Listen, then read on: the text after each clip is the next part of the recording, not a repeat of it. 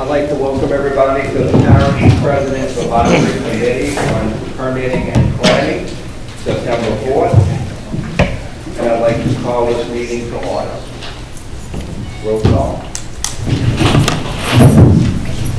Please state whether you're present or if you're representing someone that is absent. Stacy Alessandra.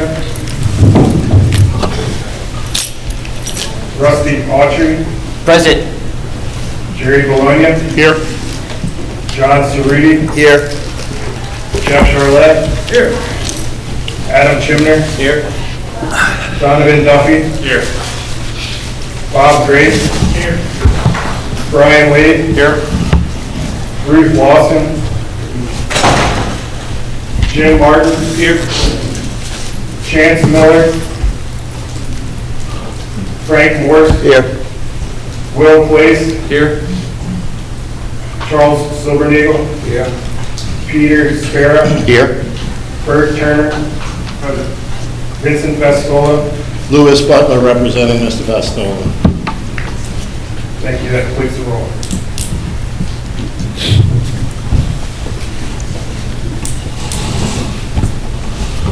Approval, do we have approval of the minutes from August 7th? I'll make it for that, at least I read them. And I'll second.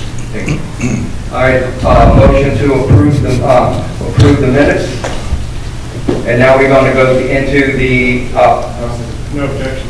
no objections, move to approve the minutes. Now we're going into the presentation of the parish staffing and workload.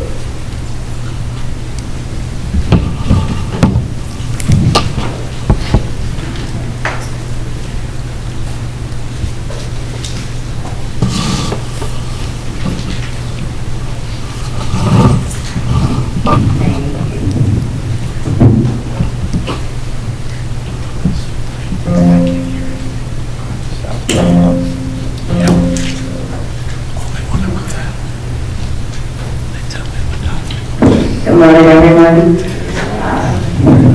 I will quickly go through the planning department's organizational chart. We looked at this before, but as a brief reminder, the planning department has a director, assistant director, and 2 clerical for the director's office. The planners are split up into 4 different sections. We have current planning, zoning administration, our landscape planner, and then long-range planning. For current planning, it's divided into East Bank and West Bank. We have 1 supervisor for each section, East Bank, West Bank, 4 planners, and then 1 clerical for each section. In zoning admin, we have a supervisor, a planner 1, and then 1 part-time intern. For the landscape planner, we only have 1. He is here with us today, and if you wouldn't mind standing up, this is Ian from Lardy, our landscape planner. And in long-range planning, we have 1 supervisor, 3 planners, and a part-time intern. We would like to note that toward the end of 2024, and then for 2025 fiscal year, a planner 2 position was cut and defunded due to budgetary restrictions. And then for fiscal year 2026, we have had 1 position partially funded, with the understanding that it may take us time to fill that position, so it's only, I believe, partially funded to 3/4 of what the salary would be. For the current planning division, this division reviews and evaluates, makes recommendations for the cases that come before us, our site plan review cases, zoning changes, subdivisions, and then any special uses that we have.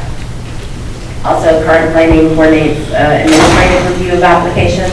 So for those applications that only come to the planning director for signature, we call them administrative or ministerial.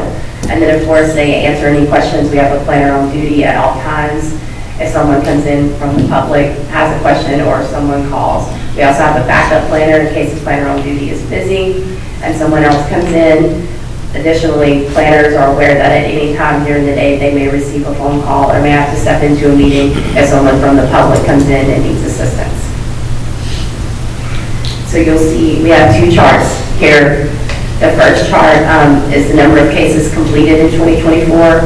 Please note that these are the number of cases completed only. That is not the number of cases that we have received, right? We are receiving cases on a rolling basis.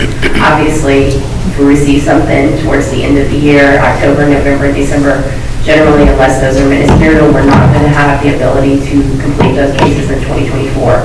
So the numbers that you see in front of you don't reflect the number of cases that we have actually received. The second chart are for the number of cases that we've completed for the first half of 2025.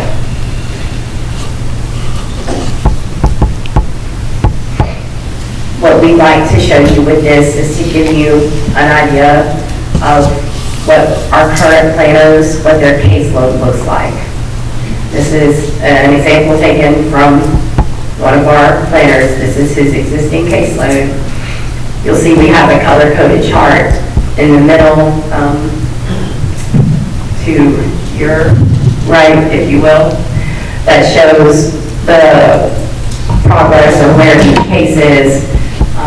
We have some that are in LURTEC, they're in the LURTEC review, they're being reviewed at this time. We have several that are waiting on revisions from the customer, meaning we've sent them comments, we've asked them for revisions, and we're waiting on the customer to get those revised plans back to us. We have some that are going to the Planning Advisory Board or the Elementary Commission, some that are ready for council, and then we have those that are in the closeout phase. So the closeout phase is the additional work that the planner has to do after that case has been approved by council, or even after, if it's ministerial, it's been signed off on by me. The case, depending on what it is, specifically if it's a re-subdivision, potentially site plan review, it still has to be plotted in our GIS system, right? Especially if it's a subdivision, our map has to be updated to show the new lot of record, because that is where building permits is pulling from in order to issue that permit. So the planner still has to have that done, to be plotted. The planner has to double check the plotting, purge any additional files or any additional documents in there that aren't needed to remain within the official file. And then they need to close it out in the NPN system, and then we also scan it in our system. All that to say that there is additional work that the planner and clerical staff are doing even after the planning director has signed it and we've issued the permit. So we've had some questions about what the average caseload looks like for a planner. We'd like to give you an idea of what a snapshot in time is for an average caseload for a planner. This is your chart here. We're looking at the permits that they are monitoring, that they're going to have to update once the site plan review has come in or once the subdivision has been approved, right? If a planner makes a comment in a permit that something else is needed, that goes on a spreadsheet, and they then have to monitor that permit until whatever is needed has been completed, so then they can go back and update the permit and let the plan reviewer know that planning has signed off on it. Subdivisions, site plan, elementary, any zonings, and then special permitted uses that we have. In addition to the average caseload that a planner has, they have additional duties. We've included permit review in the additional duties because there are permits that a planner reviews that don't require any additional action with planning, so they sign off on those immediately. But they still have to review that permit. It doesn't go on their spreadsheet, they don't monitor the permit, but it is an additional duty on top of monitoring the permits that they have to update later. We have public records requests that the planners have to complete.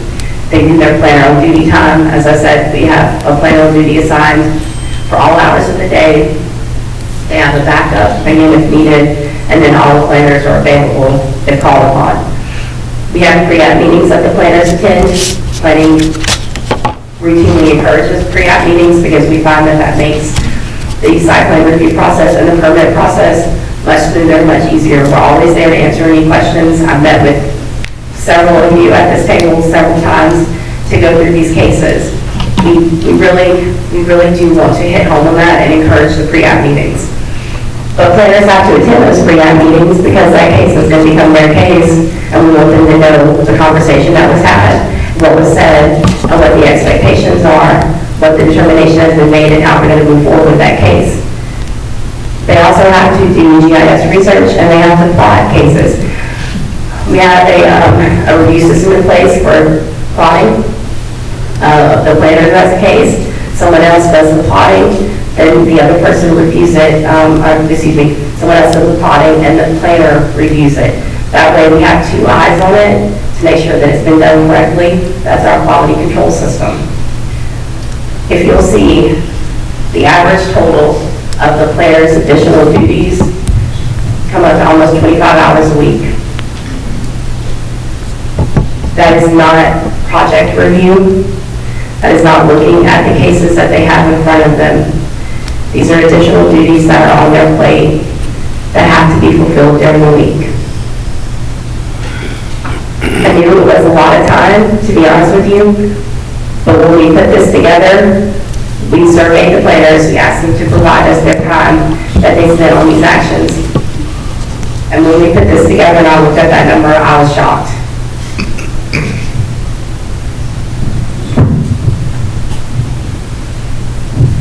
For our landscape planner, Ian reviews all the landscape plans that come in through the planning department. He also does inspections for all existing sites and for all new sites. So if you have a new construction or potentially an addition, and you have an improved landscape plan, in order to close your permit out and get your certificate of completion, Ian has to come out and do that inspection.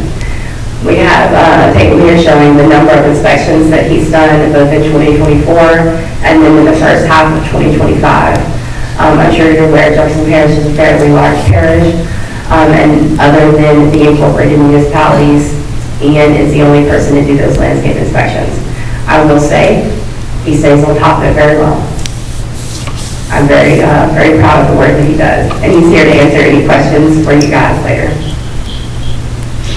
Our zoning administration division, you guys may not have that much contact with them. For the most part, they handle all of our zoning determinations, any interpretations that need to be made. Of course, those interpretations are made in concert with myself. And they also issue all of our SPU renewals and zoning clearances. So for any new business that opens in Jefferson Parish, they are required to have a zoning clearance. I'm also proud to say that our average timeline for turnaround zoning clearance for a new business is 1 business day. If there are no tenant build-outs required, and if there's not site plan review required.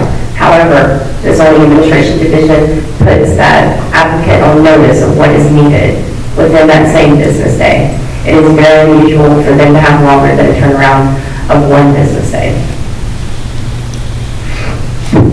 All right, and Ramon, I believe, is this you and Mark?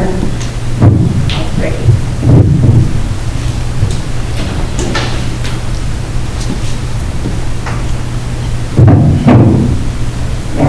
Good morning, everyone. My name's Ricky. I work in the building plan review. I'm the plan review supervisor. I'm going to represent the building plan review section during this presentation.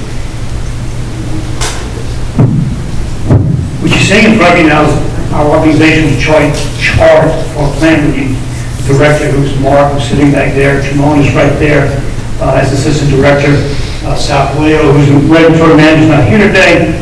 Okay, then we have the cashier's office, which handles payments, among other things, as well as the technology assistant, which Latrice is represented here today. She's our liaison between MGO and us. We constantly try to improve. We go to her with problems, and she gets addressed to MGO to try to improve some of our methods. We have 2 sections, basically. I work on the plan review side, which is where the reviews take place as far as life safety, and those kinds of things. And then you have, which I call the technical side, the electrical section, the plumbing section, the mechanical section, and the building section. And if you see the numbers on there, those are the numbers that are represented as far as what we have staffing wise. And over previous years, we've lost a total of 12 positions, just to make you aware. So, and depending on our, for example, you see 10 plan readers there. Right now, we only have 7 on staff. 2 retired, 1 is yet to be hired. Well, wrong way, sorry. Okay, so this sort of takes you through a project from its inception. An application is put in, okay, then it's going to go through a review process, and then we'll talk about the plan review's responsibility. I, for the most part, probably 90% of the applications that are coming in our system, I look at them, I scrutinize them, and I will either send them back with instructions of what it takes to get through the system, or I will assign it to a plan reviewer.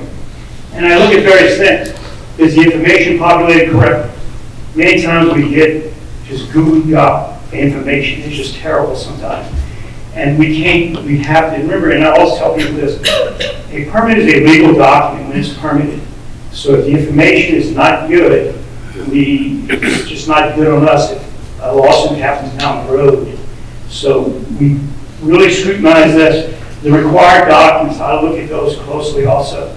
Many times, and you notice it says in the PDF formatted files, you know how many times I get pictures of a survey sitting on a chair in somebody's room, and nobody can even read it. You know, so I have to return it with specified instructions on saying that. Even sometimes from architect engineers, I'm thinking on homeowners saying that, I'll get plans from an architect engineer that looks like they were scaled small. So when we get them, if I see the plan reviewer cannot review it, I'll send it back with instructions. If he has to enlarge it to see things, it starts pixelating. We cannot see it. Those are all, log jams. So when my whole focus is that when I give it to a plan reviewer, it can move through the system. The plan reviewer can accept it and start reviewing the project. It's not for the plan reviewer to look at it, have to send it back, or make a comment that it stays in our system for weeks on end because it's never addressed. All right, then one thing that we do in many cases, for example, elevation. I know a lot of elevation projects. I know a lot of the contractors that put into these. When I see an oddball contractor, I will always reference it to the Louisiana State Board of Contractors to see if they're properly licensed. Again, to prevent the plan reviewer from having to sit on project. So let's say all that's completed now. I move it through the system. I will assign it to a plan reviewer, either residential or commercial. I will assign it. And then it starts. The plan reviewer will then take it and he will populate all the information needed to get this permit going. He will put a good description for the project, and it's very imperative that whenever you do a scope of work, and we get such terrible scopes of work sometimes, it hurts us in getting projects moving forward.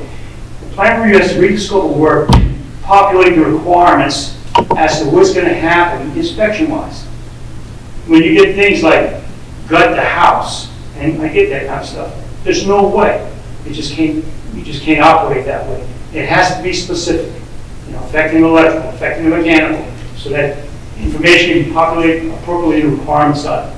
The plan review has to decipher all that and populate all that. Okay. He reviews the project. We're going to talk a little bit about the responsibilities. Provides a review letter indicating all deficiencies. And then I use the title as he's the manager of that project from the beginning to the end. He or she, I should say, from the beginning to the end. Because a lot of times, and on the commercial side, there's going to be other entities involved. It could be state, it could be parish.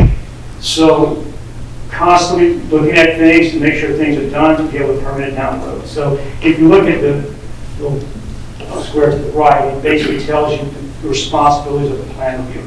Plan reviewers check that all submitted documents meet building code, zoning code, elevation requirements, and contractor licensing requirements.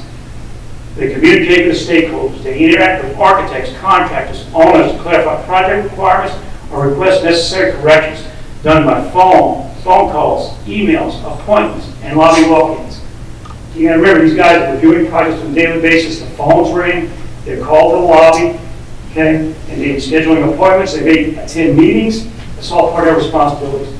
Accurate documentation. Plan review document findings and keep records to ensure the safe and efficient project approval process. If a phone call is made to the office, the plan reviewer makes note of it, and we got to just keep track of that because we often hear, I called you or you've sitting on my project, you've done nothing with it when it was communicated way back when, a month ago, and it's just sad. Those kinds of things happen. They monitor pending projects and review. We're going to see about this in a little bit. You got to understand where they sit. I assign a project, they review the project. Most of the time, the project will have some deficiencies that require a plan reviewer to, I call it banking. Just put it aside, go on to the next review. Well, because of, remember, we're second largest, I think, population-wise jurisdiction in the state, if I'm not mistaken, I'll hold me to that, I think we are. So they get a volume of permits that come through this office. So they're banking things, going to review other projects, looking at other things, and we'll talk about that in a little bit.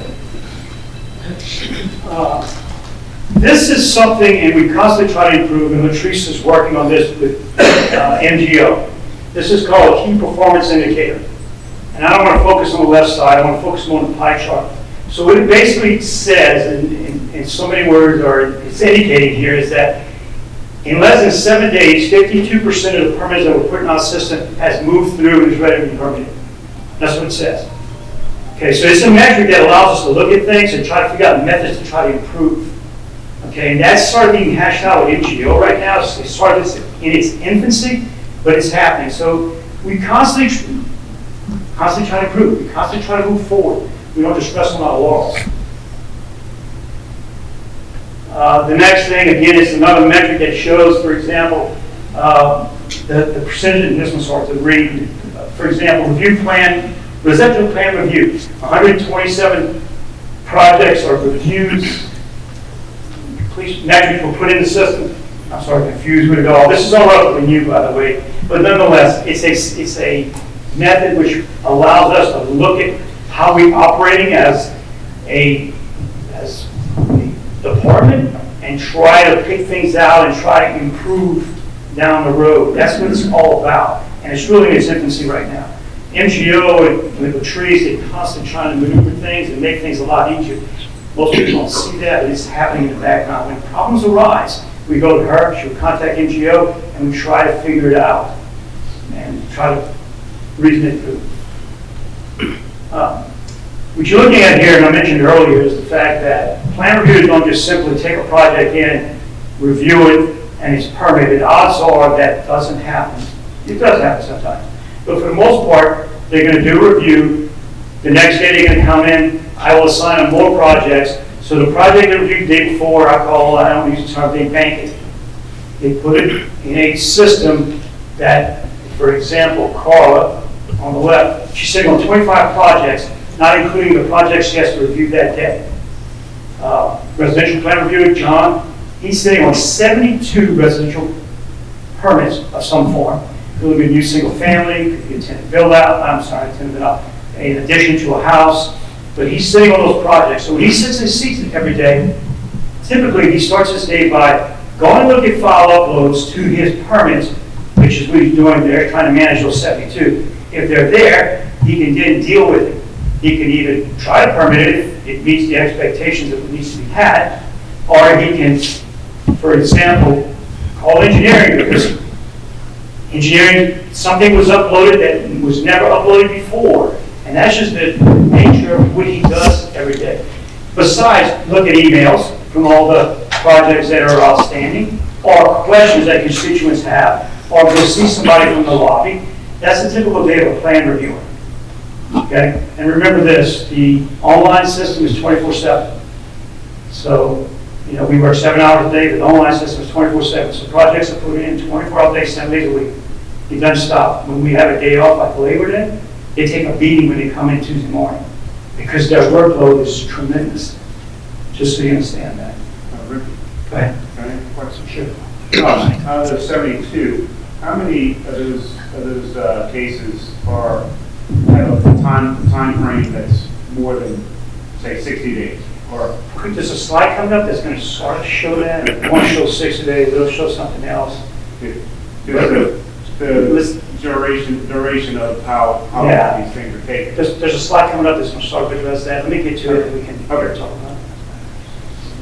about it. Here's commercial, Alex, 86, Milton 104. So if you look at the right-hand side, 702 projects are being sat on, I don't use the term sat on, are being banked and are still needing issues to be addressed before they can be issued. Some are very simple, some are not. Okay, commercial projects, for example, require state agencies sometimes, local agencies, planning can be involved. There's a lot of things happening there. Just for levy approval. Levy approval can take months. So it's just banked. So the plan review sits on it until levy approval comes in. They upload levy approval to the project, the plan review receives it in the morning, and then they can move the project forward. And I think this might talk about what you talked about earlier. So, between July 1st and August 29th, if you look at the slide, it says 55 permits were issued for new single-family residents. So an average of 17 days for those 55 projects to be issued. So it's not all bad, okay?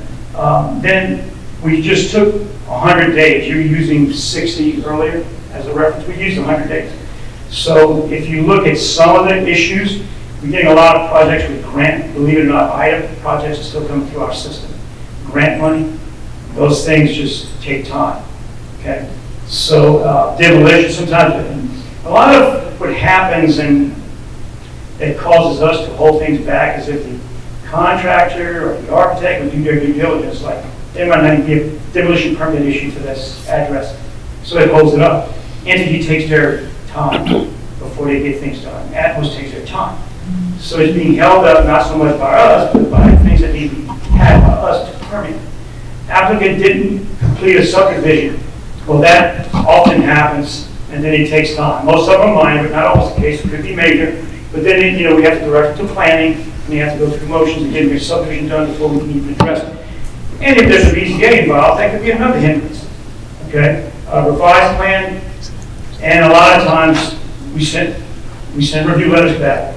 And it takes whatever length of time before we get anything back from the architect or the owner to try to move it forward. So it just sits. It doesn't go anywhere. And apply to planning 8 months after first review letting format. Yeah. So again, this is all.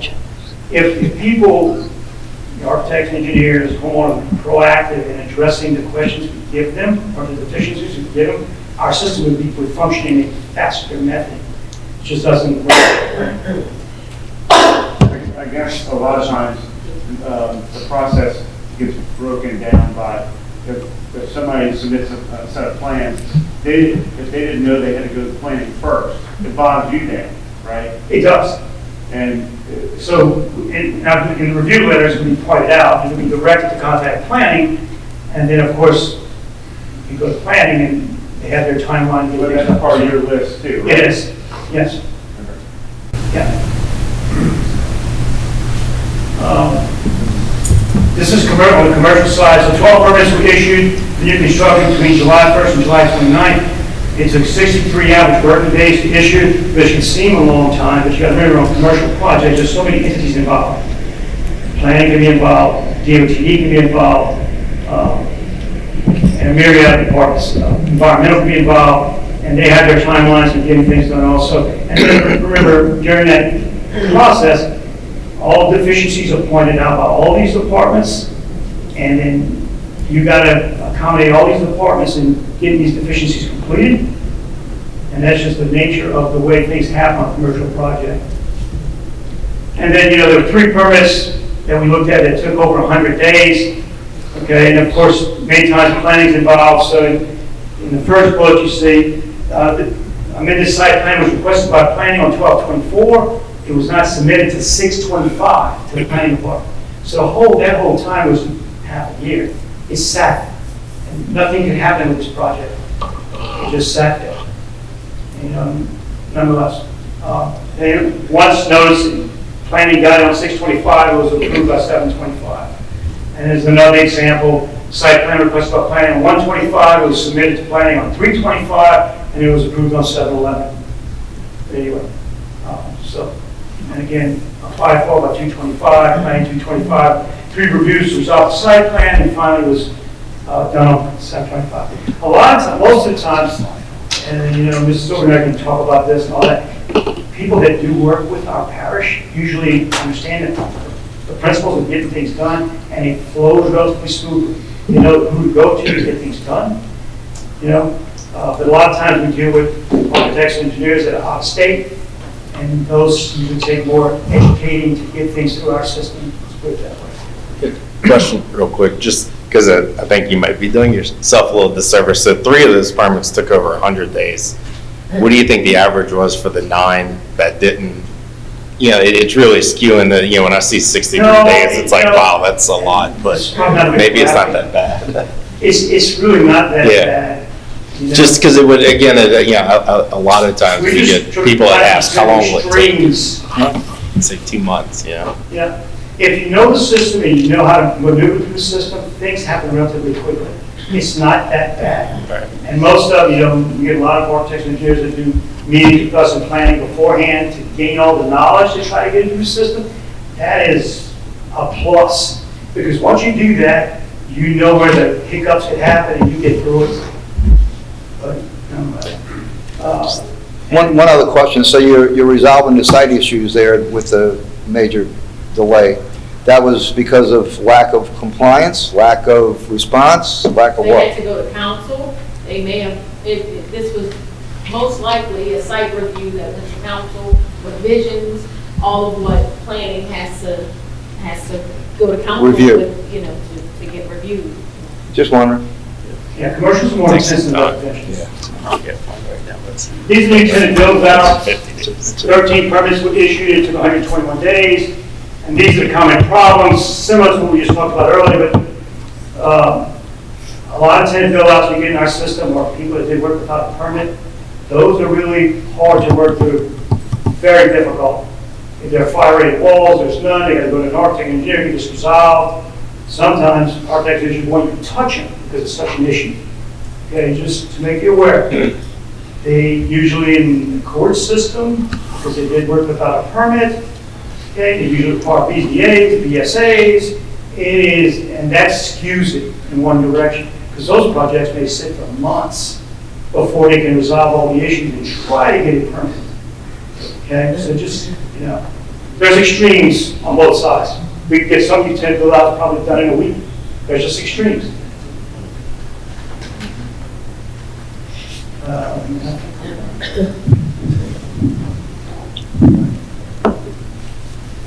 Good morning, I'm Angela DeSoto, I'm the Director of Engineering. We're a little bit different. So the engineering department represents all of public works in both the LURTEC and in the building permit process.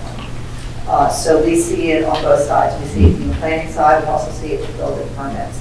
So our department isn't centered around permits. This is the different responsibilities that we have. The ones in black, traffic, utilities, drafting, roads and bridges, West Bank inspections and East Bank inspections all play a role in the permitting process, either LURTEC or building permits. The others, street lighting, our public works, warehouses, our administrative staff, our accounting staff, our surveying, and our SCADA don't really participate. They aren't reviewing anything that's going into the MGO system.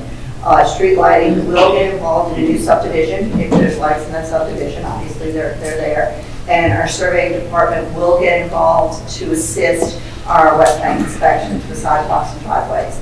And don't let the nomenclature of West Bank and East Bank inspections fool you. It's not location specific. So they're broken up that way because one office is on the West Bank and the other office is on the East Bank. So our East Bank inspections handles all of our utility inspections, East and West Bank. Our West Bank inspections handles all of our sidewalk and driveway apron inspections that work both East Bank and West Bank. So it's a bad choice of division titles that at some point will update. So this is just the areas that are dealing with the permits. So as you can see, we have a director and assistant director. Our assistant director, my assistant director, does not get involved in the permit process. He is focused primarily or solely on the capital project side of our house. Traffic engineering, we have one supervisor and one engineer, one engineering supervisor. And then we also have our field crews that are our sign, signal, and marking groups that are actually our floors that you see on the street that are doing all the maintenance. For roads and bridges, we have one intern and 5 engineers. Utilities, GIS, that we combine those 2 into 1. There's 2 supervisors, 2 engineers, and 3 GIS analysts. This is going to be the area that is going to see the majority of your comments, a lot of them. West Bank inspections, again, sidewalks, driveways, we have 1 supervisor, 1 coordinator, 5 inspectors, and a clerical. And then our East Bank inspections, utilities, which is working very heavily with our utilities group, as a supervisor, a coordinator, and 5 inspectors.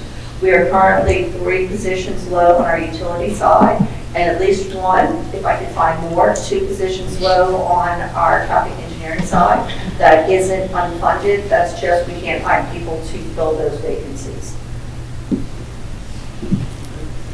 So this is what we do, and this is everyone.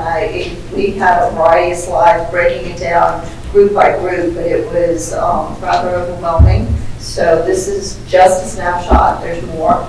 We're involved in everything, all the residential subdivision plan and review. So that's if you're a developer coming in with a new subdivision. It's not necessarily the MGO process. It's actually an infrastructure review at that point as you're doing your layout, laying your utilities, etc. So we are heavily, heavily involved with that. Commercial and residential reviews, development of vacant land. So and sale of vacant land. So if you're trying to buy a piece of public right-of-way, no longer needed for public purposes, that has to come to our office to be reviewed and make the determination. If you're told no when you come through that, I'm the one that said no. And inevitably, there's one very basic reason, and that is there's a large utility line running through that property that if I sold the property to a private entity, it would cause us issues with maintaining our public infrastructure. And that is 99.9% of the time the reason why the request is denied. We do green infrastructure, assurance of infrastructure, that's making sure that your house has all the utilities adjacent to it. Traffic engineering, we do the inspections of buildings for fire services, for demolition. We do not get involved in the building demolition itself. We're involved in the public utilities. So everything that we're doing is from a public utility side of the house. We also do a lot of coordination with the state fire marshal. We do not take the place of the state fire marshal. You still need that review. But we can and do head on a lot of the state fire marshal questions before it even gets to that point. Because we work so closely with them, we know for the most part what their comments are going to be. Sidewalk and driveway permits, not just FGO, but we also, if you're a resident who wants to replace your sidewalk and driveway apron, we're the people that are issuing those permits too.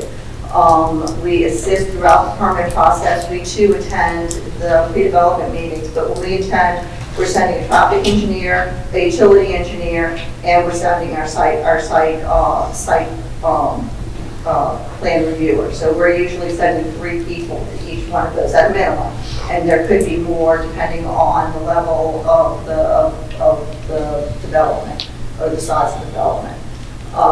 We also were the ones doing the final utility inspections in the right-of-way. This is your hookups, your sewer, your water primarily. We're doing all the backlog testing. All of our utility inspectors have level 4 certification with LPH. So we're certified to do that inspection. Most of them, all of them are in the process of getting their sewer certifications as well. So pre-pour, post-pour inspections for your sidewalks and driveway aprons. We can be sticklers for that. We drive people nuts, but we're looking at it from a variety of things. ADA compliance and drainage. So we have to make sure that your driveway and your sidewalk all tie together in a way that's ADA compliant and that it's draining appropriately to either the street or to the swale between your sidewalk and the street if you're on an asphalt roadway with no curb. And that's very important. Again, and we also have to make sure that you're draining onto the street and into the drain and not to your neighbor. So while we don't get involved in private generally, when it comes to the sidewalk and driveways, it all has to tie together. So there we do wind up in with the private to a certain extent. Not on here because this is just an art department, but our Parkways also has a single arborist who is looking at trees in the right of way. So Ian is working with the trees on private. Laura Camper is working with the trees in the public right of way. And protecting those live oaks as well. One So, question. if you notice, yes. So going back to your sewer connections, and I know this because of Orleans Parish, so you guys able to, with the forces you have, to keep up with the in-house sewer connection people without a problem? Okay. Just making sure, because they're farming it out now because they can't even have anybody to do it, so You that's. know, we, like I said, if I go back one more, I have 5 inspectors, and the project coordinator and the supervisor also can inspect as well. So we have 7 people that are doing those inspections. We're very fortunate, most of them, one of them is an inspector, but he actually is an engineer who chose to go inspections. So we have an incredibly qualified group of utility inspectors to stay on top of that. Yeah, I'm not talking about inspection, I'm talking about installation. We don't do. I know, that's what I want to know. So it's farmed out, right? Oh, you're talking about us doing the installation of the. Connection, because it said sewer connection, that's why I'm asking. That is done through our sewer department, and that is done combination of in-house labor, and we have existing contracts that we've been using for years that do it as well, but they have a process already set up for both water and sewer connections, and existing contracts. It's not like, oh, by the way, shoot, we're running low today, let me go find a guy. There's established contracts to do that with sewer and with water. Okay. if needed. That's what I want to know, thank you. Sorry, I misunderstood the question. So you can see this slide is very busy, and you don't have to read it all, and I'm not expecting you to, but this is, and this isn't even all of our duties, but other things that we do is we review every public works project. So this is not what you're doing, this is all of the projects in our right of way, every road project, every drainage project, every water project, the water bond, the road bond, capital, bike paths, anything that's not vertical. So we don't get involved with buildings unless it's something like the construction of a drainage pumping station, for instance. We don't, huge effort. I see Jonathan smiling, he's very well aware, he works both sides of the house. We do the construction management for public works. So like I said, my assistant director doesn't get involved in permitting because he's doing this side. He is the lead construction manager. So every single major capital project construction is coming through our office. So that's change orders, that's progress meetings, that's handling anything and everything dealing with major construction. We are also the ones that do all the material contracts for public works. And again, the vacant land, this is non-permitted. We're also, any utility extensions that are needed, any vacant land acquisition that's needed for a public works project, that's coming through us as well. And again, parish-owned property, any project that the parish is doing comes to us as well. And we're just as mean to everybody else. We make our own departments go through the exact same permitting process that you do. And they're required to follow the same ordinances. So private utility reviews, the house connection estimates for someone that's not in the review process. We do all the temporary traffic control plans come through us, all the road closure notices, etc. And then for Kenner and Grand Isle, we review their permits that are coming to those municipalities because the water systems in those municipalities are ours. So we see those as well. So here's kind of, and we struggled putting this data together because we're just so varied. So we've gone through about 134 commercial permits, 176 residential. That's MGO. Non-MGO sidewalk driveways. So this is you coming in, you need a new sidewalk or driveway apron place. We've had 211 of those. That's just for, of which 56 required multiple revisions, and of which 97 required asphalt road grading. That's what I said earlier, that surveying does get involved. If you're tying into an asphalt road that doesn't have a curb and gutter, your drainage is in the swale between your sidewalk and driveway. So in that case, your driveway apron drives people nuts. It doesn't look right, i.e. it's not sloping to the roadway. It's actually sloping back from the roadway, and your driveway is coming almost to a V, I'm exaggerating, and that's to get the flow of water into that swale, into that catch basin.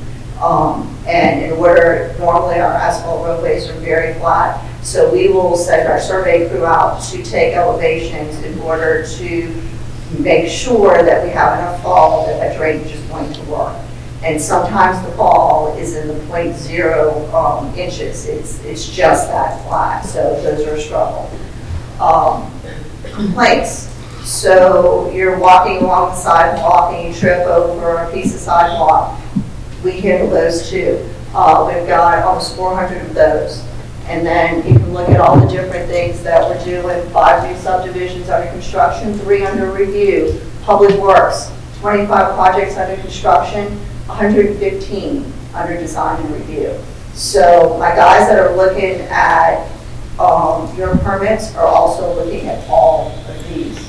So we are the designers of record for Jefferson Parish. And then you can see the final inspections, pre-pour inspections, 225 for over 400 for pre-pours. And why there's so many, because if there's something isn't falling right, we have to go out there multiple times. And then commercial construction, this is all inspections, this is not the permits themselves. And then lastly, along with your permits, we're also doing the private utilities. So last year in 2023, we went through 362 VERTEC. Last year it went up slightly, 367.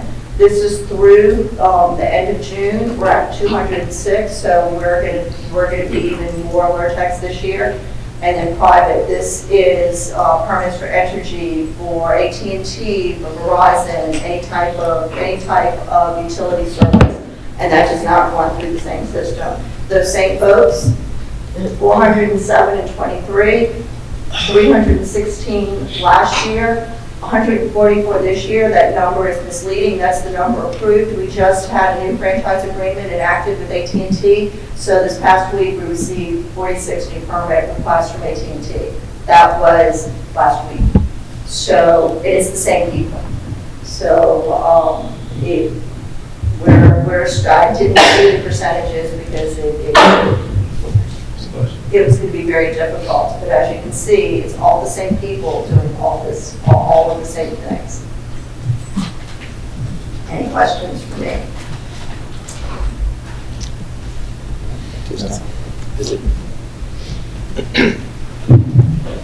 Who am I turning it over to? To Tremont. Thank you. And if anybody has any questions afterward and wants to delve in deeper, I'm happy to do so.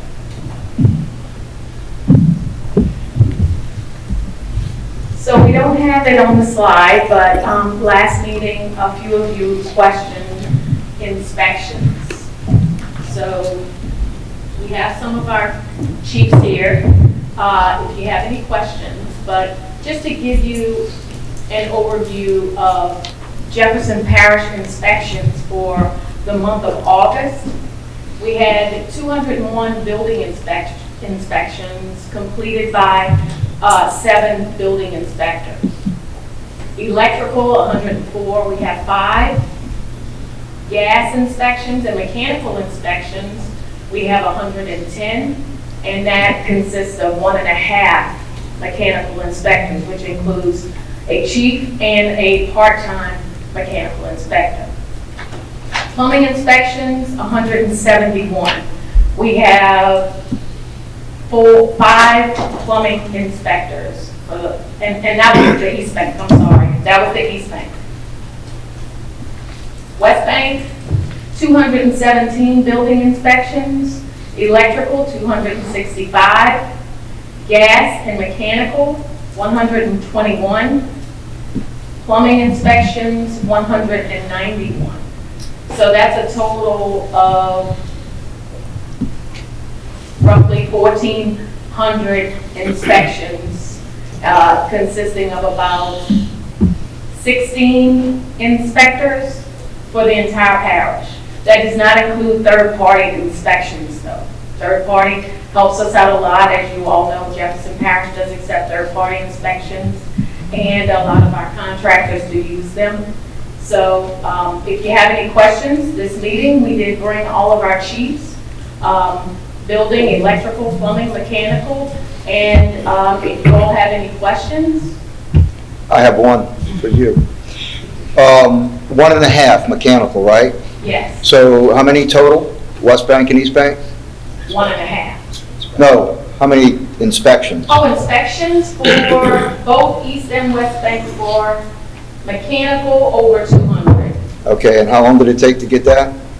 Roughly, we're within 2 days out, right, Chris? Sometimes it's 2 days out, sometimes it's 2 weeks out. It really varies. Depends on how many come in. Right. Like if the part-time inspector comes in. We did have some issues a few months ago, health issues, and it does fluctuate depending upon those two inspectors being able to come to work. No, that's my point. I mean, obviously, that's kind of hard to keep up with that many inspections. So Can I say something? Yes? So we're doing a deep dive in a lot of the details, and, you know, that's kind of like, I feel like, inside the departments, you know, like, I mean, we know y'all are overloaded, we know there's a lot of different, you know, reviews and departments that have to look at things, but, I mean, to go back to the global, it seems that, you know, it's employees, like, if you had more employees, you know, they'd have less projects, that, you know, and I know we spoke about this years ago, you know, and y'all have some that y'all need to hire. I mean, is there any way to, I'm guessing it's a pay thing. I mean, how do can y'all increase the pay to attract more? I mean, doing business brings money to the parish, and you want to be seen as business friendly. So why not staff the permit office and let's get some people in there, and they won't have to, you know, have to worry about sick people and. Hey, Julia. I'm not going to put Tremont on the spot on that one either. Sorry, Tremont, I wasn't trying. Every time, huh? I know. I'm sorry. Well, you know, Vincent Bastola's not here.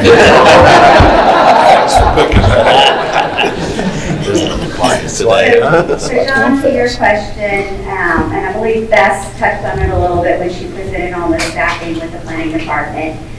Both the building permits department and the planning department are what we call general fund supported departments.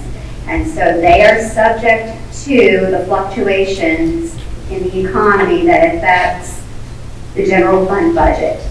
And so when times are tough and the money is lean, these are the departments where, in order to present a balanced budget, we look to see where cuts can be made. And unfortunately, personnel is often the biggest chunk of a department's budget.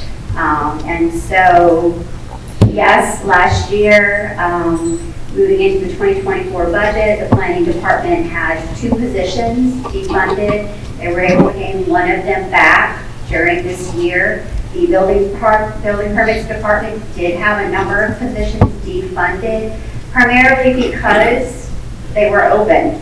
And so in order to present a balanced budget, those positions were defunded, and we have been thankfully lucky to be able to, as I said, planning was able to get one of those positions back. We are working actively. Our new building permits director, Mark Sebasta, has come in with some great ideas, particularly Frank, to addressing the mechanical inspector issue. And we've had some discussions here. We are working very hard to move to a combination inspector position to address those deficiencies. We just have to be creative. If I had all the money in the world to set high salaries, fill these positions, I would love that. But unfortunately, the reality is that these departments are subject to economic health of the general fund. So can we change that? Who do we got to talk to? That is a conversation to have the council. The council ultimately adopts the budget, I will say that. We present a recommended budget, but ultimately the council makes that final determination on adoption of the budget. We have been lucky to work with our budget director in order to, make money work as best as we can, but the economic reality is that, as I said in this last meeting, these departments are just as invested in the health of the economy and in getting businesses to Jefferson Parish, because we're the front line affected when the economy takes a downturn. And so it is a little bit different for engineering. However, she does have also open positions that are difficult to fill, but we'll speak to that. And what I've seen is, I mean, everyone here seems to want to do well. I mean, I think just the fact that y'all formed this committee means that y'all are trying to change and do better, but if you're, trying to serve 20 tables in a restaurant, you got one server, I mean, you're just not gonna be able to do it. And so, and being the business-friendly environment to bring business into Jefferson Parish, it seems like there's gotta be some other departments you could direct the money towards. I'm trying. I mean, that seems to be the biggest issue, right? I mean, ultimately, there's a conversation that we need your support as a business community. Some of you are appointees of council members. Take what you've learned here, have conversations with the people who appointed you. That's all I can ask. Yeah, you got a twofold problem. It's called money and it's called qualified people too. So, I mean, that's the other problem. So we in Public Works are a little bit different, and they all look at me and give me bean eyes. We are not funded by the general ledger. We are funded by specific villages, streets, sewer, drainage, and water. So the engineering department is what is affectionately called the leach department, meaning that we're funded by those villages. They along with paying for their own departments, they fund us as well. So for us, while funding is always an issue, obviously, we don't have the same constraints that the general ledger departments do. For us, it's much more fundamental, the inability to find qualified candidates.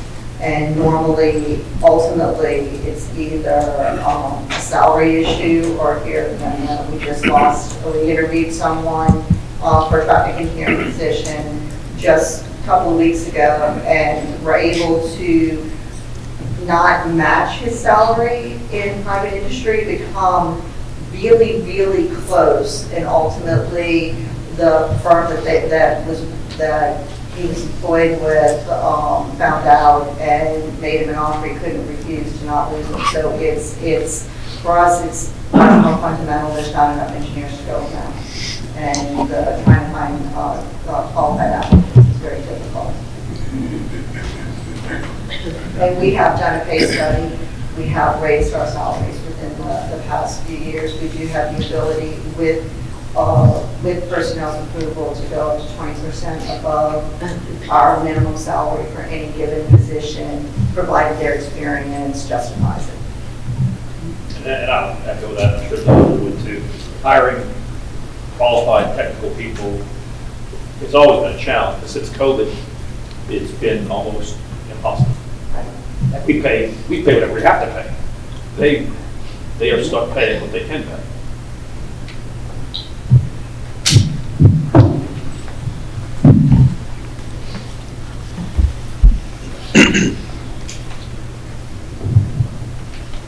All right, don't let that slide scare you. We're not going to go through every single zoning district in Jefferson Parish. Not today, anyway. Today, we're going to focus on our design districts and our overlays. So you'll see in front of you, we have all of our design districts and our overlays listed. We have Uptown, Fat City, the TCMU, our MUT district, all of our industrial districts, UNS, CPZ, CPZ PET, HMO, OMNCD, and MRTPD. It's a plethora of letters. This map is just to give you an idea of where these design-based districts and the overlay districts are mapped, so you can kind of understand what we're looking at when we talk about our design districts and our base overlay districts. This is a map for the West Bank to show you where the design-based districts are and then our overlay districts. Our bulk storage of hazardous materials, the majority of you guys do not have anything to do with that, but those are what are colloquially referred to as tank farms on the West Bank. All of our industrial uses that store over a certain threshold of hazardous materials. So for design districts review, we have the same process that we do in our others. We have, excuse me. They can be approved ministerially. A public hearing notice is not required. Those are for those projects that meet all of the requirements in CPZ or Fat City. And any of our other design districts if you meet the requirements. Thank you, Hamline. For plans that require variances, they either have to go to the BZA, which is quasi-judicial review, or they have to go to the council for a legislative review. In that instance, public hearing and notice is required. And an example of that would be a new construction that had either landscaping or parking variances in the CPZ. This is a listing of our design districts with examples. And you can see those in orange are the design districts that go to the BZA. Those are mapped in limited areas within the parish, and those variances are limited to only what the BZA can do. For the MUC, our industrial districts and the UNS, these variances go through council for approval. These are mapped in larger areas throughout the entirety of the parish, and then there are more variances that are able to be granted through this process by council. These are our overlay districts with additional requirements. Many of you are familiar with the CPZ PED, which is mainly mapped along Metairie Road. Those variances go to the BZA. And we have our HMO, which we discussed earlier.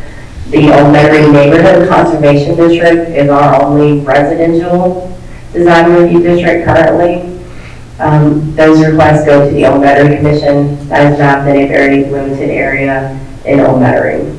And then we have the Neighborhood Tree Preservation District. Those appeals to remove a tree, those also go to the Board of Zoning Adjustments, the BZA. If you are in the Old Metairie Neighborhood Conservation District, the regulations for the Tree Preservation District also apply.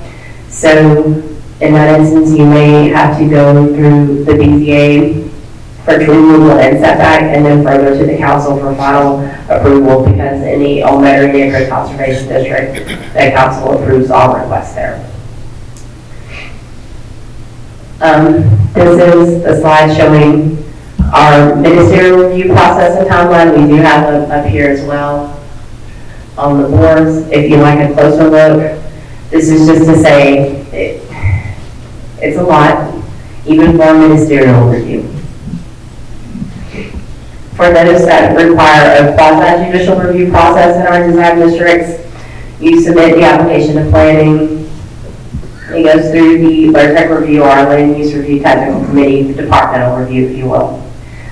If a variance is required and it comes out during that review, then we let the applicant know their application on planning is essentially put on pause until they go through the BZA.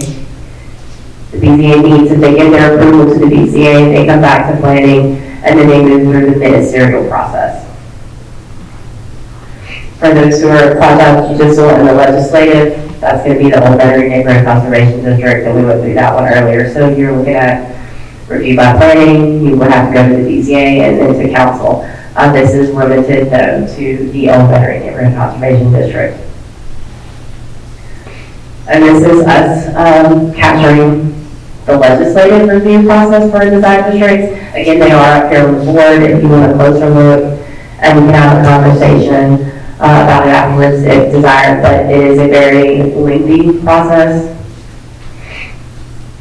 just because of the number of departments that are involved and the requests that come before us and everything else we have to do with the outside agencies, as Ricky kind of alluded to earlier. Same thing with the permit review.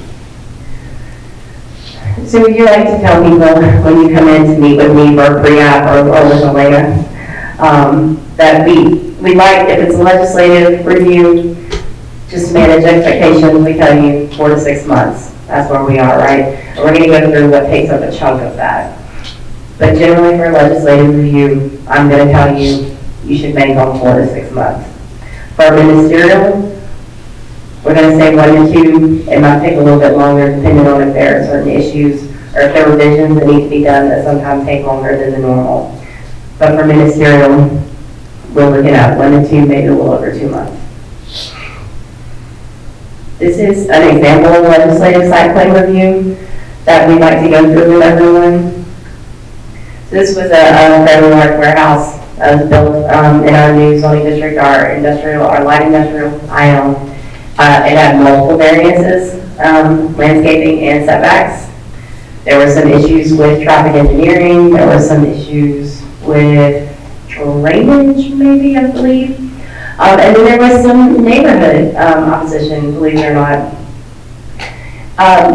You'll see the application was received in planning, it says December, it was mid-December, all right? You have 3 days to review the application for completeness, send the invoice. The first review, 10 business day review. Business days, so essentially your first review, you look at 2 weeks. With the holidays, factored into that because those obviously are not business days. We got the first review out to the owner, I believe, on January 3rd. Revised plans were submitted almost right away. We did a second review and a third review, even a fourth review, all within January. We had nailed down, I think, in the second review what the variances would be, so we were able to advertise for the Planning Advisory Board in February. Remember, if I advertise for the Planning Advisory Board under our current code of ordinances, we have to advertise for 3 weeks before the public hearing. I have to have the advertisement to the advocate almost a full week before it starts advertisement. It advertises every Wednesday. You have to have those ads submitted on the Friday before. So essentially, a month of that time is taken up just in advertising and notice. And I can't advertise unless I know what your variances are. Because if we don't advertise correctly, then we run into a notice issue. For my attorney in the room, that is a constitutional issue that I do not want to run into. So I'm very strict about making certain that you as the owner of the applicant have given the approval for those variances. Those are the variances you want to see. And then I'm very strict in making certain that we call those variances out in that advertisement because I don't want to run into an issue of notice. So we advertise for the 3 weeks, January through February. We go to the Planning Advisory Board in February. The very first meeting that we can get this case on was in March because there was some neighborhood opposition. The councilman didn't want it to come up at an East Bank meeting, and the very next East Bank meeting after the Planning Advisory Board in February was the March meeting. So this is a case that we hustled. We had 3 apps for this case. We got it through as quickly as we could, and you're still looking at mid-December to mid-March. So we've been talking in here, and we've been talking internally about the things that do tend to slow down this process, right? We've identified and we've heard in here some potential speed bumps. I tend to be a numbers person. I like quantitative more than qualitative. It is a little bit of both process. But we did go through our applications because I wanted to know how many applications we got in a certain time period that we had to return to the applicant because they weren't complete. Our review, we looked at, we had 68% of our applications were returned to the applicant once they were submitted because they were incomplete. That's well over half. We can go into many of the reasons why, but the planning department wants to look at hard maybe what our applications are, if there's some confusion with those applications, if they need to be clarified. So these are things we are looking to self-identify as issues that we could potentially address. In addition to that, I want to look at the number of cases that require more than one letter type review. Because the letter type review 10 business days, you're at 2 weeks already at the outset. If you have to make revisions, that's more money that you're paying to whoever your design professional is, and then that's the additional time for you to get it back to me. And then we have the second 5 business day review. So we can cut down on the number of reviews. It's one way to shorten this time period. We looked at it.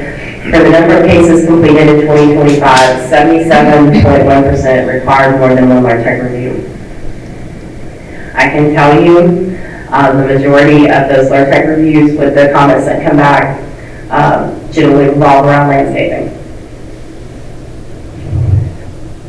We are working, Ian is working very diligently, and we'll go over that some on a later slide, about how we can either clarify and make those landscaping regulations cleaner and clearer, so that potentially we could cut down on the number of LARTEC reviews.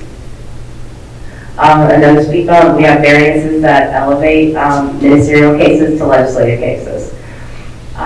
We try very hard to work with the applicant to get any known variances down or completely removed so that we get them back to that ministerial stage. Sometimes it's an issue that the applicant isn't even aware of, and sometimes it's landscaping, and then Ian spends some time working with their landscape architect to see what we can do to get them down or back to a ministerial review.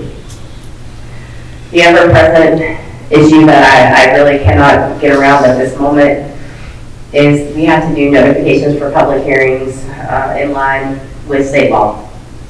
And because of the issues that we discussed earlier, with it being a constitutional notice issue, notifications for public hearings, that's one of those areas where I don't have a lot of leeway to budge. But it does need to be recognized that that adds a significant amount of time, essentially 1 month to the process. And then we have limited council meetings, which we'll also discuss in a later slide. So I did want to point out for anyone who may not be aware of it, that this is a screenshot from NGO when you come to make an application with the planning department. We use site plan review because that's what the majority of everyone in this room would be submitting to the planning department.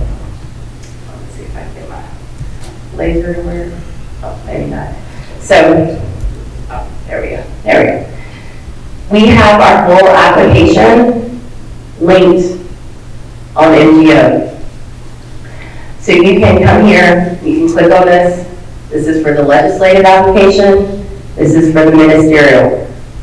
This is going to list all of our requirements. This is what the site plan review application looks like. I'll show you here. We list everything that has to be submitted for the application.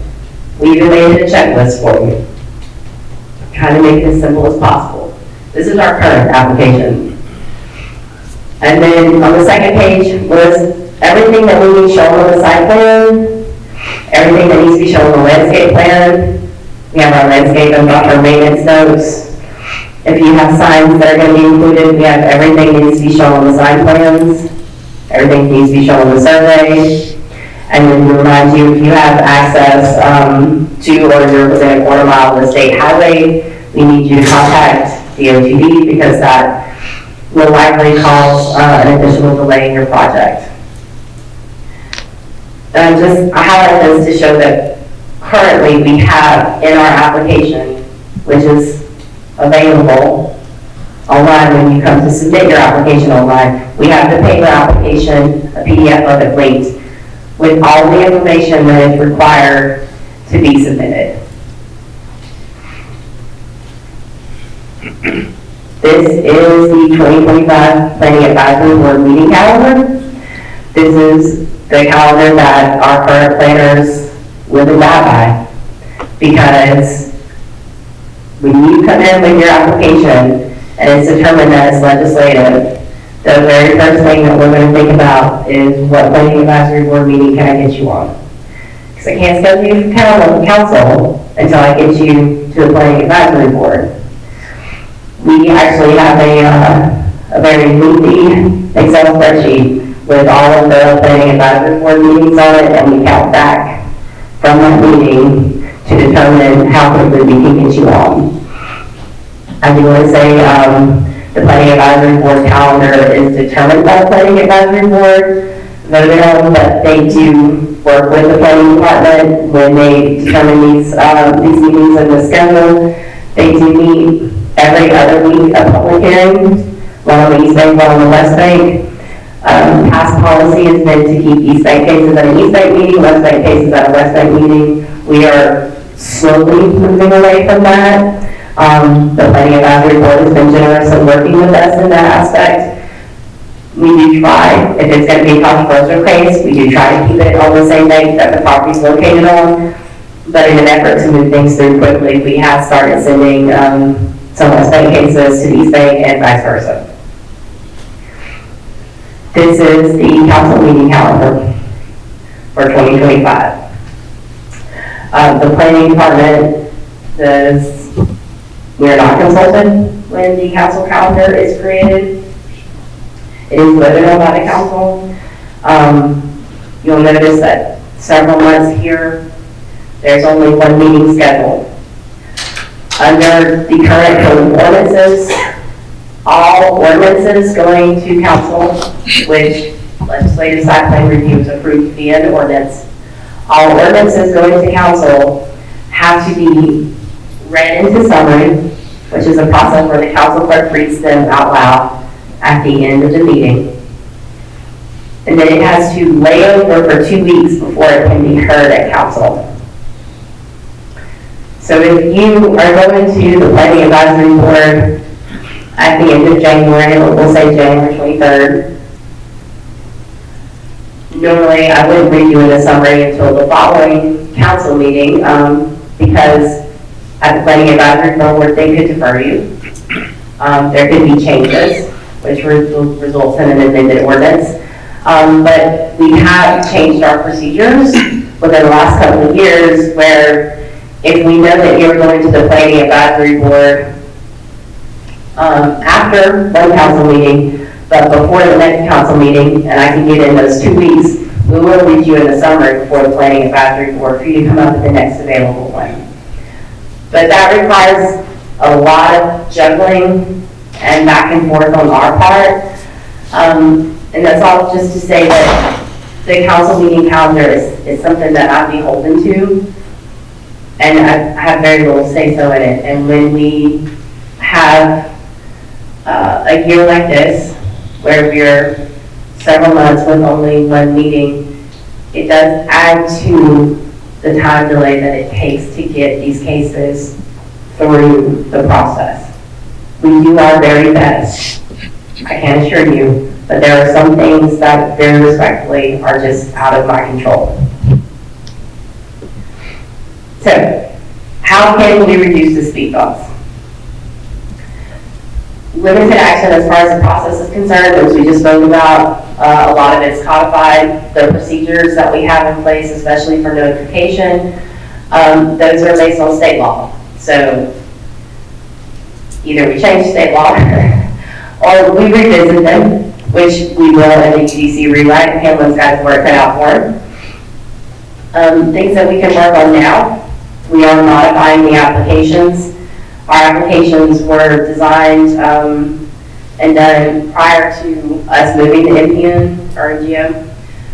So what we found is you enter a lot of information online that is also required to be entered on the paper application. So if I can cut that down, maybe lose a page or two, I think that makes it a little easier as far as the applications are concerned.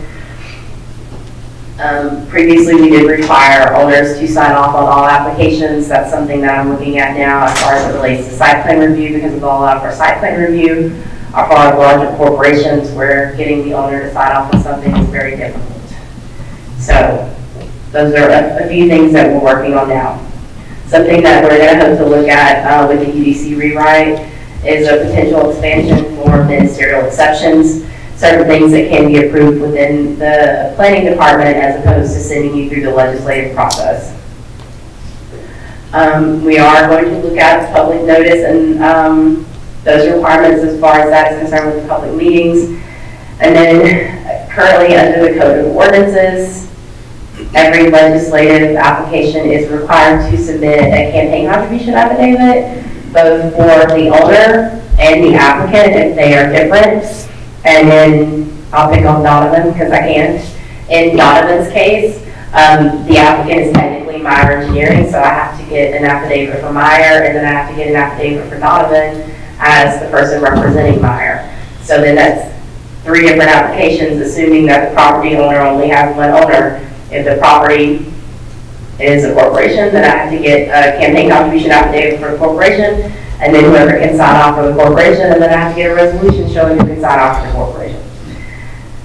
All that to say, I'd like to potentially explore if a campaign contribution affidavit is even still needed at this point. Those are ways that we're just looking at cutting down on the amount of paperwork that is involved. Actions that we've taken currently and within the past couple of years.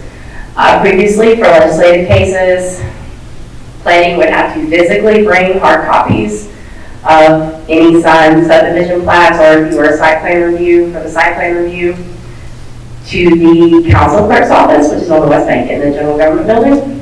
We have to physically take the copies over there for them to be stamped, because they have to be signed off on by the council chairman in addition to the planning director. We have an ordinance that goes to council. It's obviously approved at a public hearing.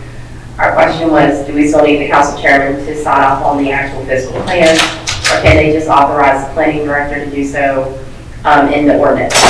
So we worked with the council chair at that time to take that step out of it, because physically taking copies from our location, which is in the Yale building on the East Bank, to the general government building on the West Bank, to have those stamped, and then if the subdivision, the council clerk had to take it to the clerk of court to record, and then get those physical copies back to us. That in itself almost added another month to the process.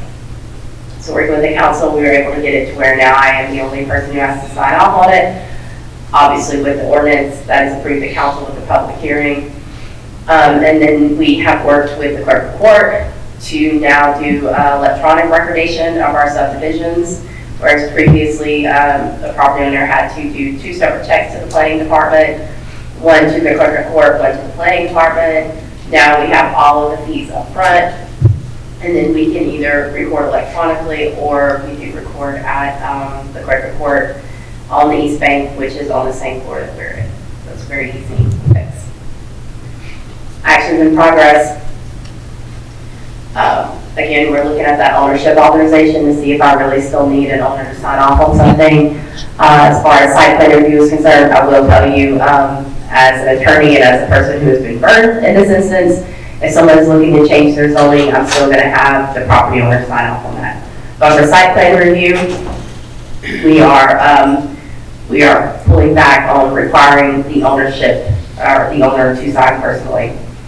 For the landscape issues that we've mentioned before that can potentially cause the delay with AlertTech, create additional AlertTech reviews, we are updating our website. We are going to dedicate an entire page for the landscape regulations and the landscape planner. Ian has worked on a model landscape plan that we can post, hopefully, to show kind of with a picture what the requirements are. He has worked on a calculator to help design professionals understand the 10% required within the site that's required to be landscaped. He's also going to work on the documents that are in our application, and then we're going to do some NGO improvements, again, to either redirect to that page or to make it clearer from the website when you're submitting your application what is required as far as the landscape regulations are concerned. We're also going to look at those landscape regulations when we do the UDC rewrite. He has some ideas on ways to make it easier, ways to make it clearer as to what is required. And if you have any ideas, please, you have my email, shoot me up. It's an easy one. Can civil engineers start stamping landscape plans instead of a licensed landscape architect or licensed contractor? I doubt it very seriously, but we will make it more common what you and I have discussed, wherein I will accept landscape plans for review that haven't been stamped. we'll review them, but when it gets to the signature part of the process where I actually have to sign, that plan is the one that has to be stamped by a licensed landscape horticulturalist or a licensed landscape architect. I mean, it's my understanding, and Ian can correct me if I'm wrong, because I'm absolutely not a landscape architect, that nurseries who do these plans and who will provide the plans that you will then put on site generally have a landscape architect on staff. So they will be the ones essentially who would stamp the plan. So that's probably not something I'm open to, but other ideas, always. Thank you, Don. State law. I have a question, a little bit of That's a concern. question. With the idea that the owner won't have to sign off, it's my understanding that a site plan review can bind the owner after the tenant is no longer using the property. So there may be restrictions in that the owner is then responsible for after the tenancy is up. So I see a problem with not requiring the owner to sign off on that as well. So I think, I understand what you're saying. I think maybe previously, we had title restricted these properties when we did the site plan reviews. We no longer do that. I will say the site is held to whatever's approved in that site plan. So if something is changed, then a new site plan, an amended site plan would have to be submitted, but that's going to be for any new tenant that you would put in there. And if there's a change in use, now if there's not a change in use, then that's okay. But if those are concerns, I'd like to hear them. And I understand. We have just found, especially with our larger corporations, really it's the banks that come to mind, like Chase, Capital, and when anytime they do renovations, we'll get 5 applications at once, trying to get whoever is authorized to sign for Chase Bank can be difficult.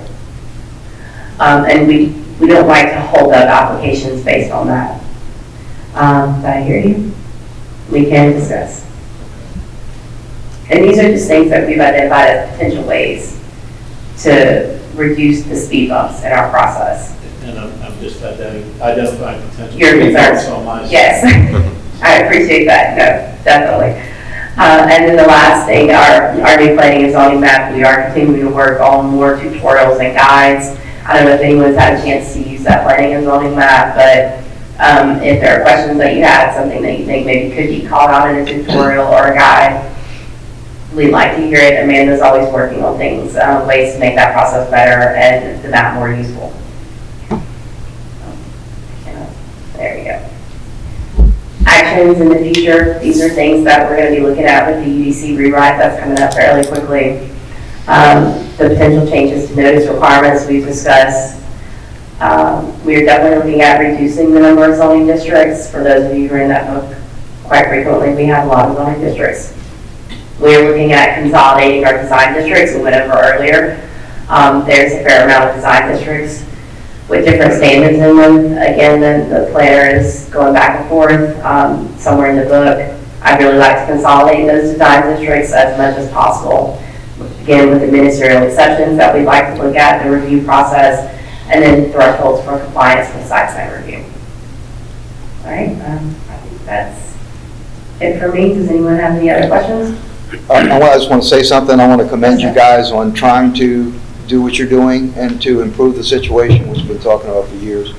And I think also those are all things that you're going to do and not in the discussion phase, the last group. The actions in the future, those are things that we're going to look at with the UDC rewrite. Okay. Yes.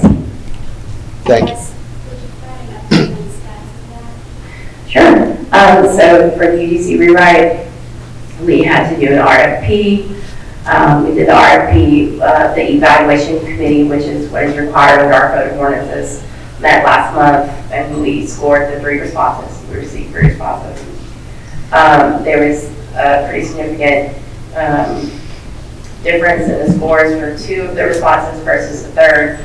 So we decided, originally our plan had been to only interview 3, our top 3, but because of the large distinction in scoring or difference in scoring, we decided to interview the top 2, We did that yesterday, went through the interview process with both of the teams that scored very well. The interview process was great. And then everything has been sent to council. It's in the routing process, which is a very fun process that we have to get something on the agenda. Our hopes is that the selection resolution, because the selection for the consultant is made by the council. It's not made by me, it's not made by the parish president. The selection is made by the council. That's done via resolution. We're hoping that this resolution will be on the September 17th council agenda. Once that selection is made, then we enter into contract negotiations with whoever the council chooses, and our hope is to have that contract on the October 1st. It is maybe not October 1st.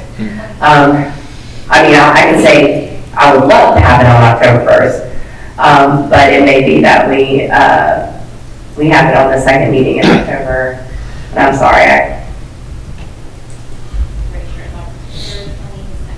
the October 22nd meeting. Once the contract is in place, which it should be fairly quickly after the October 22nd meeting, if I can get it on there, then we'll really start that rewrite in earnest.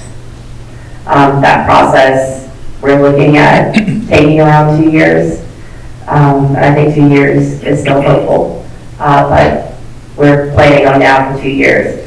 So there are several of you that are going to see a lot more of me and Elena and Amanda and probably Ian in the next 2 years as we have those really good conversations about what works and what doesn't work in our current code and how we can improve it, both the code and the process, so that we improve Jefferson Parish and we get this process moving forward in a better direction.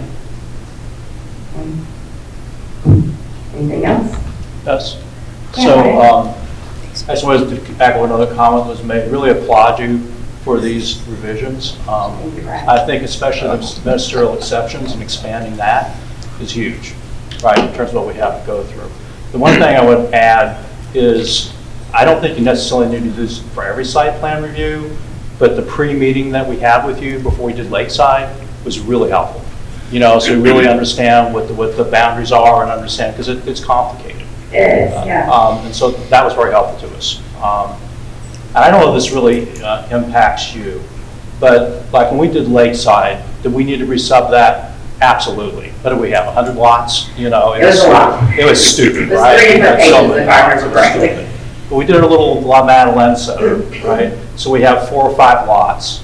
So it turns out we had to resub because the building was one lot line, the patio was on the other side, right? So now instead of having 4 lots, I got 3 lots. It held me up, I incurred legal fees. Was that really necessary? I mean, I know you don't have control over that, but that's something that takes our time and it costs us money. And what did it really accomplish? I think nothing. So. Sure, I understand. I mean, I would have to kind of look back at that to make a determination. I will say, of course, the code doesn't allow us to build across lot lines. So in that instance, if something was going to cross over a lot line, a structure or something of that nature, then legally we have to re-subdivide it under the code. And again, I'm not certain. Yeah, but I guess I'm saying maybe that's a code issue. Yeah. It's not like, I understand you're bound by the codes, right? But maybe that's something that needs to be looked at. It's in terms of things that slow us down. I'm looking at council meetings, that seems to slow us down.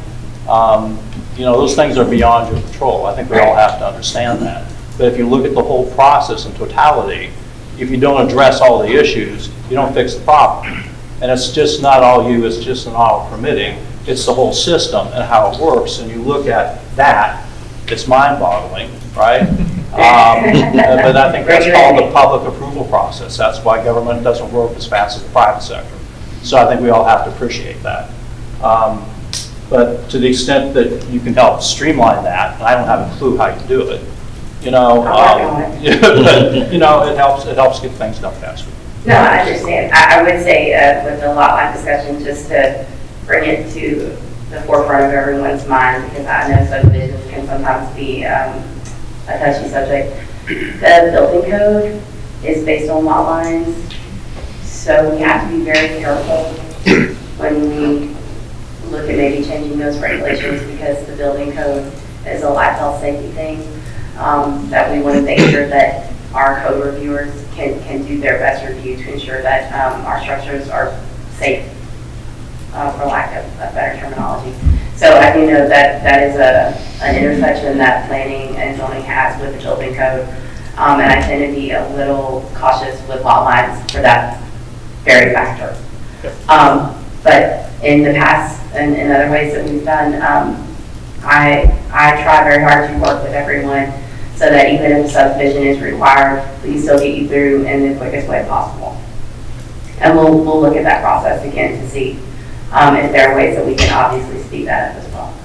Thank you, Brian. Thanks. Sure. I have one quick question. I have a business, of course, and one of the things we do annually is we have a local fire inspection. And I was speaking with one of the local fire inspectors, and he says that the issue that he has in unincorporated Jefferson Parish from time to time, he doesn't have the same issue in Orleans, or I'm sorry, in incorporated Jefferson Parish like Gretna or Westwego, is that occupational licenses get issued if there's no change of use, like for a retail space or something like that. Occupational license may get issued without a inspection required from a fire department or fire marshal type inspection. And so he's on a regular basis in shopping centers, suddenly discovers a business is opened there with an occupational license that he's not inspected. And this is not something that I would necessarily suggest, because I don't like to hold up people opening a business. But he did say that this isn't an issue in Westwego and Gretna because they require a permit from a fire inspection before they issue an occupational license. Is that really a thing? It's what he suggested. Sure. I actually can't speak to the occupational license process. That is with JPSO. So I other than that they require zoning clearance, I'm not certain what their requirements are. So I'm sorry, I can't help better with that. Yeah, I mean, it makes sense, but Sure. I mean, clearly some people are opening a business and they have, light bulbs that are out in their exit signs, or they have expired fire extinguishers, different things like that, and they may be open for months and months before the fire department actually notices. Yes. No, I understand. I wish I could be more helpful, but that is a JPSO process. Well, I would suggest that even when they're vacant, the fire department is conducting inspections. So it may not be even relevant whether they're aware that a new one is open. Yeah. I mean, if they're doing what their normal procedure is. Yeah. I did have one question. Do you have any idea what the timeline for the Fairfield overlay evaluation or study is going to be? Sure. I mean, that study will be wrapped up, and with our UDC rewrite, we won't do it separate from that because we wouldn't want to be at cost points with our consultant. So that is something that we'll give over to the consultant to look at, of course, with the plan for that area as well. Okay, so it'll follow the same 2-year Yes, sir. hoped conclusion. Yes, sir. And during that process, are you all going to follow the same stakeholder input process you've done in the past? Yes. Thank you. You're welcome. That was, I know that, and you kind of mentioned the stakeholder for the UDC. I'm sure there'll be a ton of public meetings. Obviously, this group will be gone, over by then. Those are really important to get, design professionals and business owners, because that's like where those decisions get made. So I would, just tell you, maybe even all the people in this group to reach out to. Yeah, I want to be able to bring it to, right. Yeah, we don't. But I just want to make sure that we're, there, because that's when those decisions, really get made, and hopefully you can limit overlays if it's actually in the UDC, because that's what really kills us. As architects, is trying to understand every single jurisdiction's different overlays in different neighborhoods. I mean, that's a tough ask, and then it just gums up the system when we mess up. So you're saying you need an info sheet for each overlay? Is that what I'm hearing? Maybe just less overlays. Are you taking those? Well, yes, in the long run. In the long run. In the long run, Peter. Which I do think, I'm pretty sure that this committee is gonna make some recommendations, and, you know, we mentioned something about, you know, council funding and things. I think there should be some recommendations to the council about, look, you know, those overlay districts and some of the, you know, specific rules sound great when someone comes in, but then it makes this whole giant effect on the system that just slows everything down. So should really be thinking a little bit more You know, any cautiously. red tape that can be. Right, yeah, don't add Yeah, to the can be system and make gotten it rid of. more complicated. Needs to That's, I just didn't know how hard it was to get rid of it. I mean, that is, I deal with that all the time, and that's mind-boggling, and that's what So you don't we want do any for a living. overlays at all? I didn't say that. I think we should be cautious with the addition of So we do a overlays. blanket overlay on everything. Overlay everything. It all is going to be essay, so you can look at it. No, I think Yeah. you're 100% correct. I think it is our understanding, hope, and desire, definitely my very selfish desire, that we do get some recommendations from you guys, and any way that you want to be involved in the UDC rewrite as we move forward with that, we're always open to that. Beth, I mean, I want to commend y'all for the work that you do, and I think that y'all had a great group, and you tried to move everything along, you know, judiciously. The 68% of the planning applications that get returned to the applicants, is that a problem of them not knowing the process?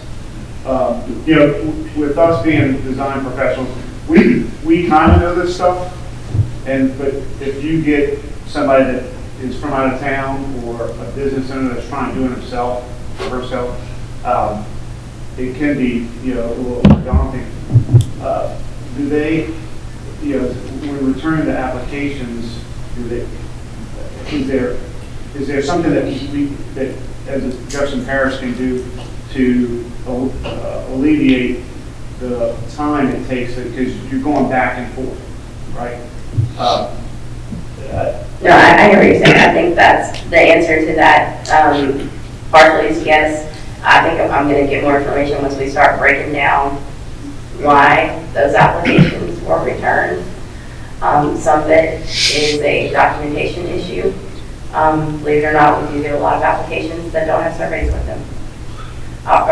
Even re-subdivision applications that don't have a re-subdivision survey with them.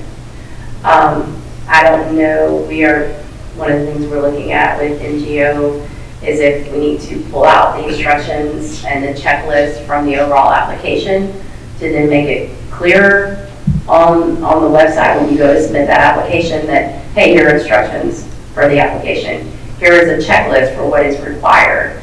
Because maybe they just see that we have an application on there, not knowing that there is instructions and a checklist in there, and maybe thinking it's just the paper version of whatever they're about to do on NGO. So I think we're looking at doing that to make that clearer. Also, cutting down on the amount of paperwork that is required with the applications, like the campaign contribution affidavit, see if we can combine some of those documents. Now that a lot of the information is entered on MGO, that is also, again, required for that document. It's things like that that I do think in part it's because people haven't done it before, maybe, and it's a little confusing. And then in part, I think that people just don't know where the instructions are. So these are things that we're looking at that we think we can do now to improve the process. But I think pulling that data out of those applications to see the exact reason why we return them will also give me more information on what the real issues are, what people aren't understanding, and then we'll look at ways that we can address those. Or is there a way that, you know, can we put this in different buckets? Like if an applicant comes in and he or she has a project that is more entailed, can we recommend a pre-intake submittal that has to happen? Just like, you know, I'm not trying to make less work for the PAD, maybe so. But, you know, with the re-subdivision of 2 acres or more, right, it has to go through Yeah, I think that's state law. Yeah. Well, Yeah. That's hateful. But I'm saying, if we can eliminate some of those things that maybe don't have to go through PAD to make it more ministerial, that also reduces the timeline. It does, yes. And, I'm just thinking of these intake submittals, if they get too complicated, make them require a meeting, because that's when everything kind of gets hashed out. That's what Charles and I were talking about. I will say this, what we do internally now. If we return your application to you more than twice, we try to reach out to you to set up a pre-app meeting, because there's clearly something there that is being lost in translation. Right. Yeah, there's really only so much that you can do through your computer. So a general rule of thumb, I think, with us is that, again, if we're seeing that we've returned your application to you twice and you're just sending things back and you're not making any changes or getting any of the information, we will try to then reach out to you with a phone call or an email to say, hey, would you mind coming in? I think that at this point we need to do a pre-app meeting because there are some issues that we aren't getting addressed through just the online process. Right. All right, thank you.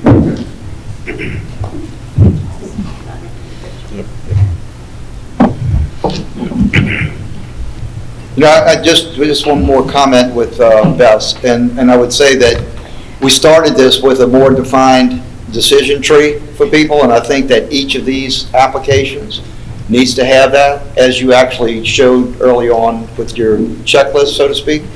So I think if that is instituted, including that, along with the reduction of the zoning districts that we would love to have, and also a consolidation and simplification of design districts, I think you come up with a whole better plan. I think so too.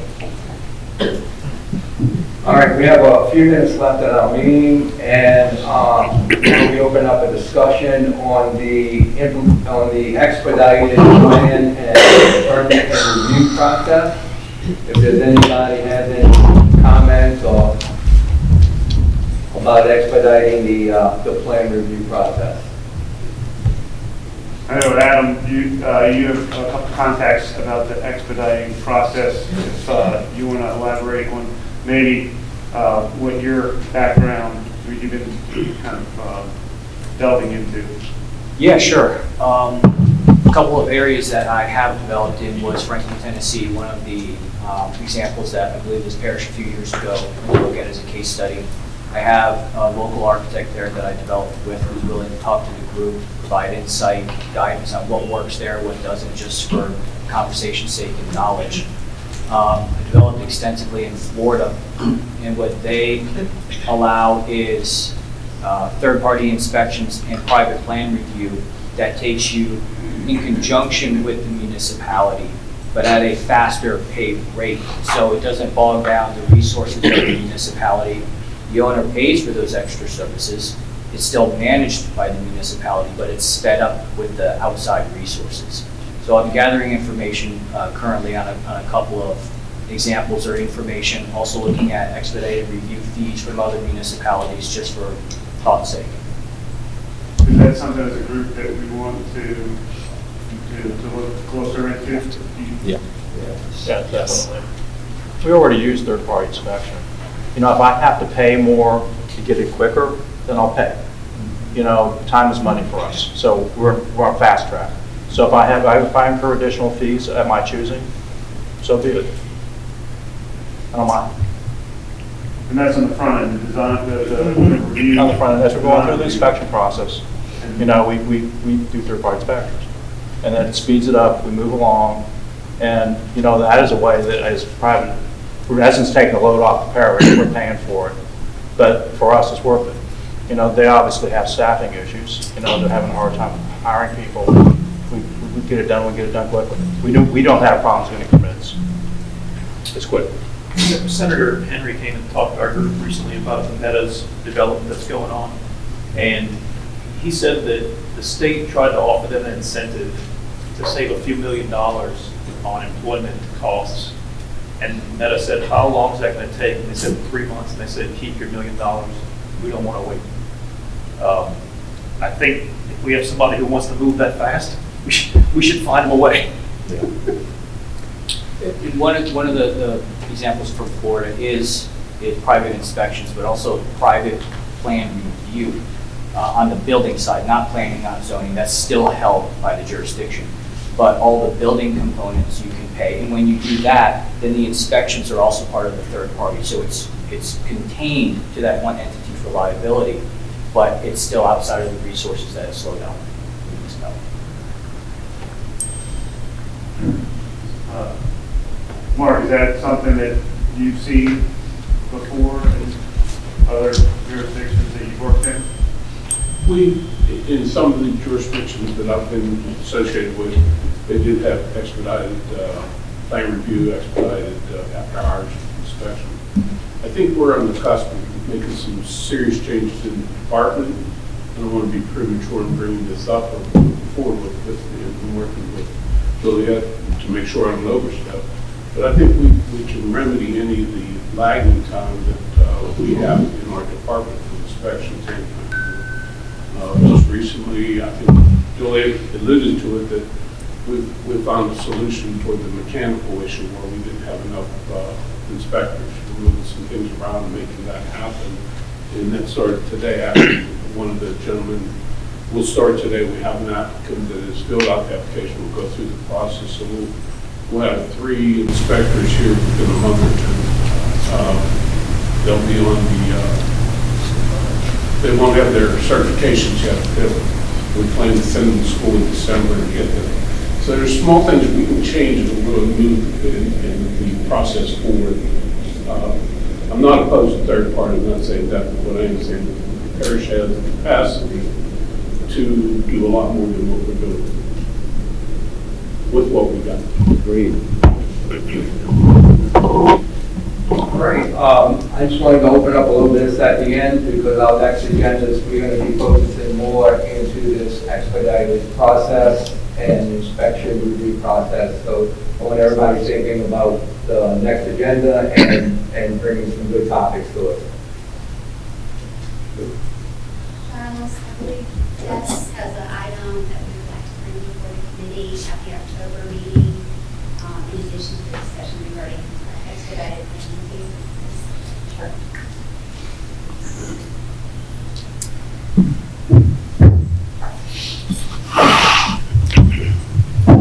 So in line with the conversation about the UDC rewrite, as many of you know, and for those of you who don't know, in order for me to change anything in Chapter 33, which is our Unified Development Code, and or Chapter 40, which is our zoning ordinance, a study has to be called. With the UDC rewrite, we will be calling a study regarding those 2 chapters and other chapters, so that we can tie that UDC rewrite into that. Any of the changes that come out of that will be effectuated through that study call. As part of the study call, we are looking at interim regulations.